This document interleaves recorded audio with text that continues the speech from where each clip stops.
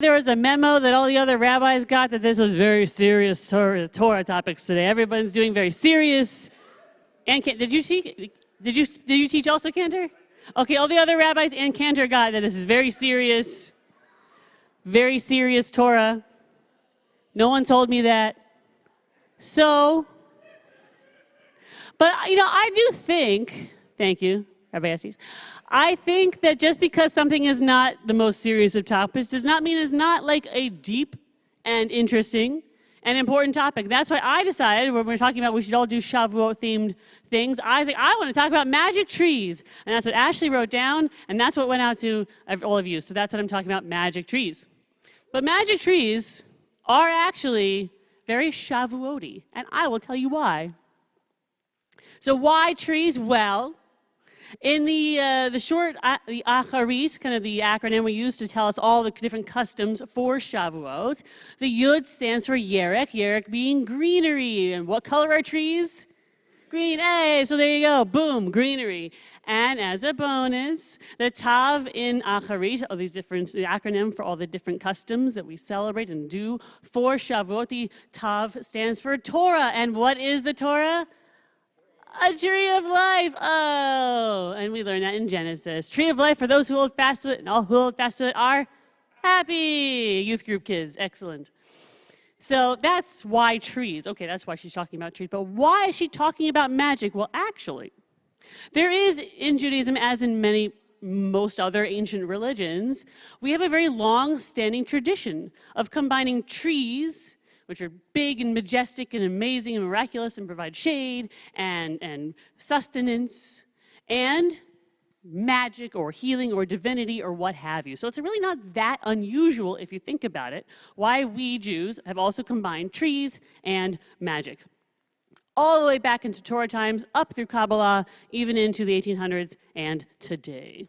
And so that's what I'm going to talk about, magic and trees. Now, it's always, it's not a straight line, but I think it's interesting.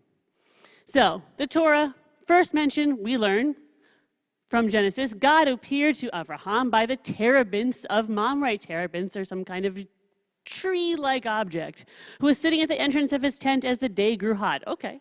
Is this a positive or a negative mention of trees? Positive, thank you. Well, you're a rabbi, you don't count.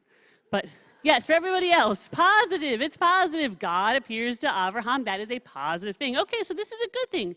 It's divine, it's Moses, he's under a tree because it's hot, he wants some shade, we can sympathize. And that's where God appears to him. Okay, that seems positive, right? We're on a good track. Oh, just wait.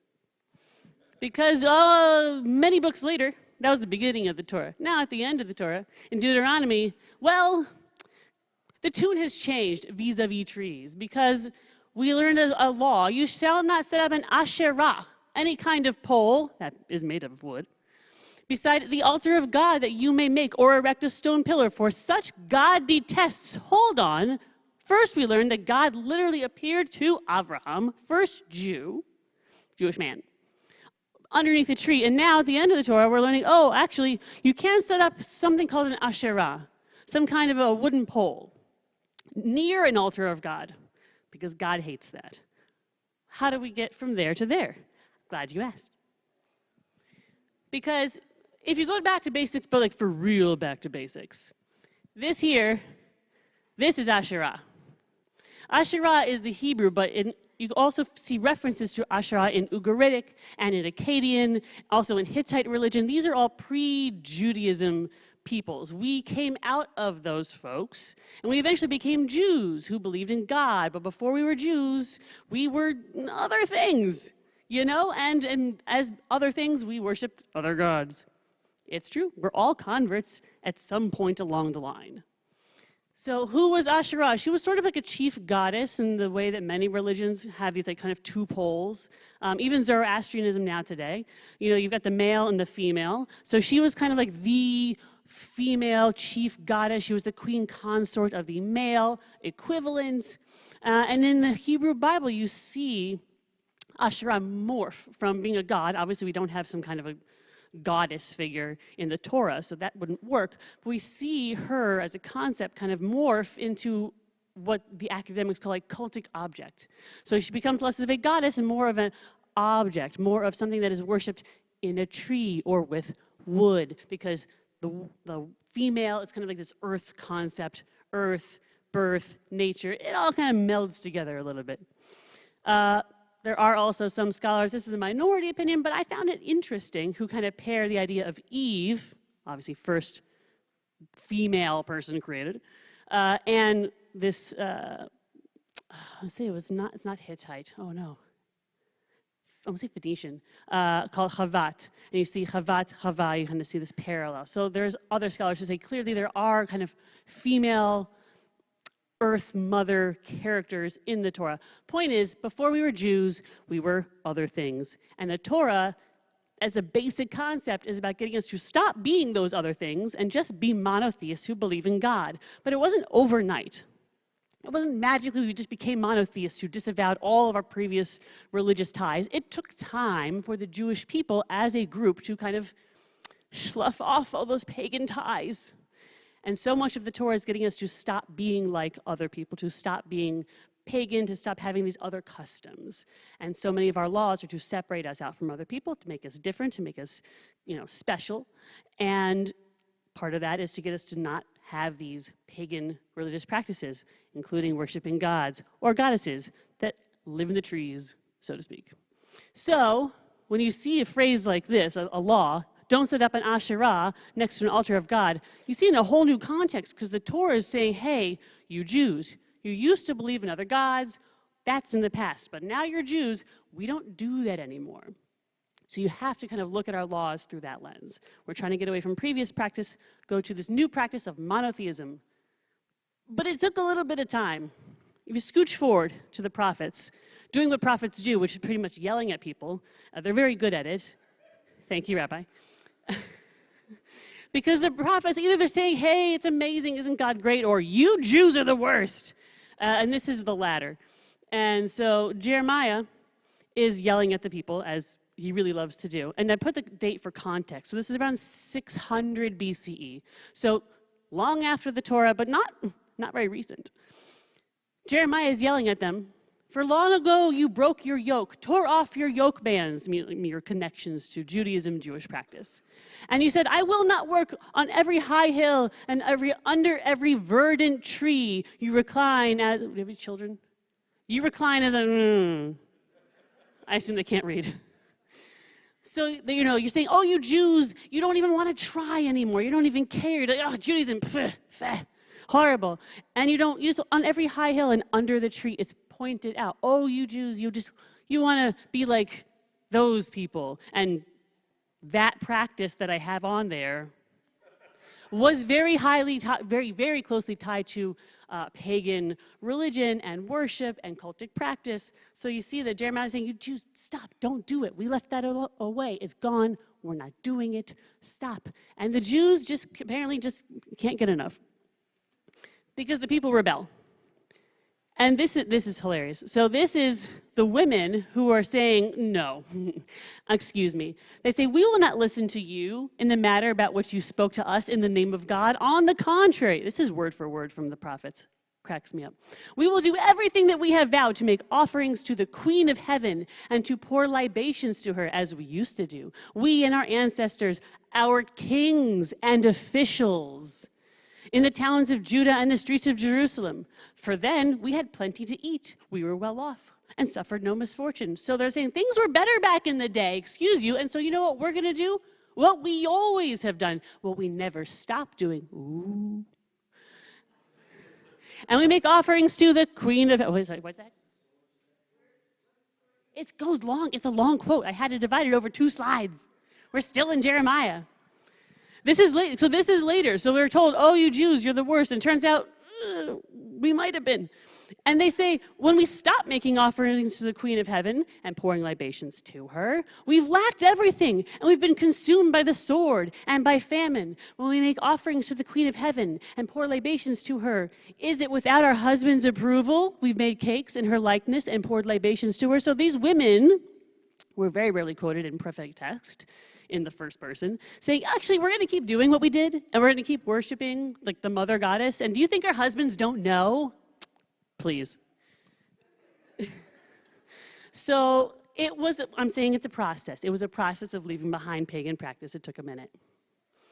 And clearly being told to stop didn't work, because if you look in 1 Kings, which is a little more probably, a little after chronologically, mad, angry, prophets mad, they provoked God by the Asherah post they made for themselves. That thing again, she's back.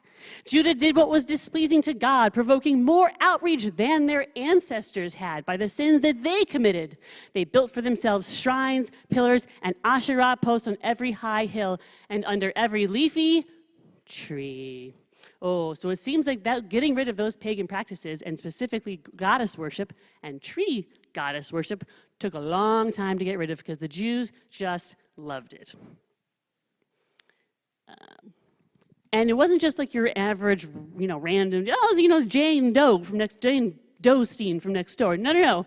It was a lot. King Asa, a king, deposed his mother, Ma'akah, from the rank of queen mother because she had made an abominable thing for Asherah. So he cut down her horrible thing and burnt it in the wadi. Wow. So it was everyone. It's from the lowest, your common everyday woman, to the queen mother whose own son had to depose her because she was worshiping Asherah. So you would think, well, we don't worship trees anymore. Who cares about that? Well, put a pin in that, because if you skip forward a little bit to the late 12th century, 13th century, you look at the Behir, you look at the Zohar, and the Zohar and the Behir, they start to talk about a tree of life, a Kabbalistic kind of map of a human being and God, and bringing those two together, and we have a tree of life within us. And it's just talk. You don't see it actually visually until the 14th century. And you actually see, I'm sure you've seen it before, this kind of, you've seen like in the Keter and the circles, this is a very well-known Kabbalistic symbol. This is called the tree of life. This is God's aspects. These are our aspects. When you bring them together, it's harmony, it's beauty, it's a little sensual, it's very Kabbalistic. And Kabbalah is not, don't tell them, not really that ancient, but it's pretty old. They don't like that.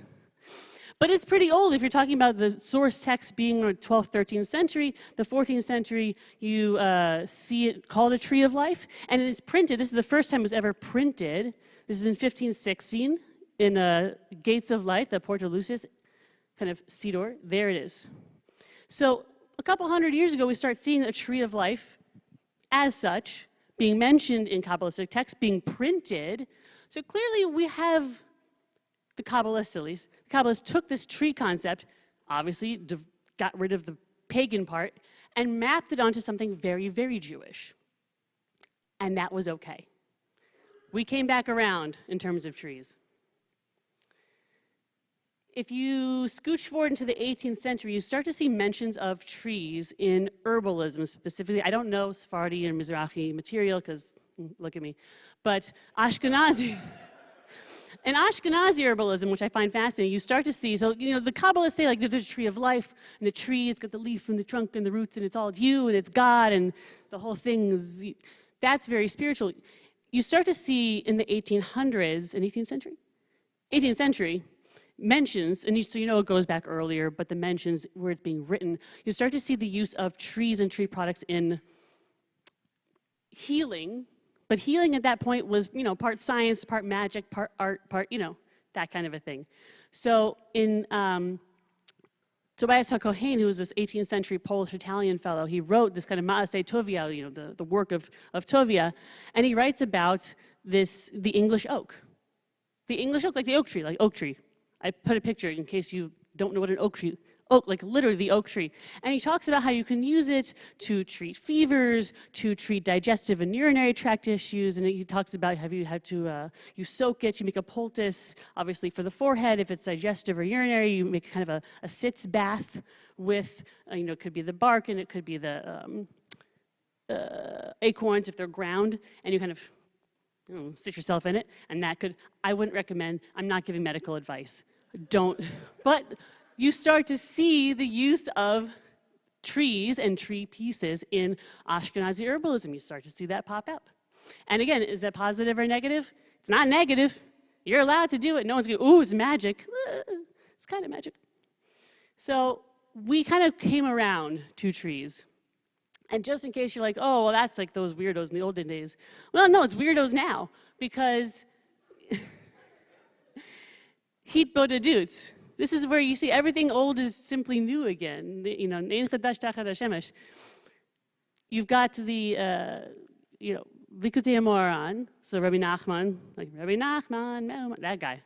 Rabbi Nachman, they cite this verse in Genesis which says, Isaac went out meditating in the field, they hone in that word, in the evening, and say, well, you know what? You need to set aside time every day to meditate and pray alone in a room or some meadow and express your innermost thoughts and feelings and personal prayers to God. There's an idea that God exists in a more approachable way in nature. God is God is not in the trees, and God is not a tree, but there's some part of you that can access divinity in a more direct, meaningful way if you're out near a tree, shall we say. And they have this, he does this like funny little thing. He's like, well, because when's the best time? Well, because when summer approaches, it's like right now. It's a good time to meditate in the fields. This is a good time to pray to God with longing and yearning. The Hebrew word for meditation and prayer is sicha, and the word for a bush of the field is siach. So every bush of the field begins to grow. That's the time to go into the fields and to pray and to meditate. So maybe one morning when it's not 89 degrees yet, go find a nice meadow, go find a nice tree. Don't pray to it. Don't offer libations to it. If it's an oak, you could eat it. But maybe you can access some part of God in a really direct and meaningful way, and it's all because of me, so you're welcome. So, thank you. Chag Sameach.